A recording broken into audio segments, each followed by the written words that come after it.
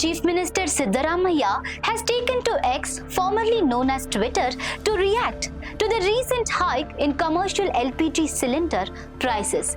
In his post, the Chief Minister stated that the price of commercial LPG cylinders has been increased by 993 rupees effective from May 1st, taking the total cost to 3071.50 rupees per cylinder.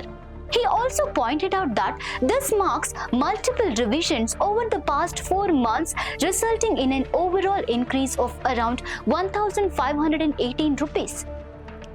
Siddaramaiah highlighted that the repeated price hikes are expected to affect sectors such as hotels, restaurants, small eateries and catering services, which rely heavily on commercial LPG. He noted that this could lead to higher operational costs and eventually impact food prices for consumers.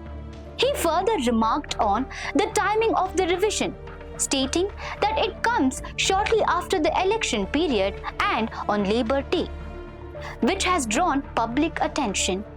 The post has triggered discussion on social media regarding rising fuel costs and their impact on businesses and everyday expenses, especially in urban and small business sectors.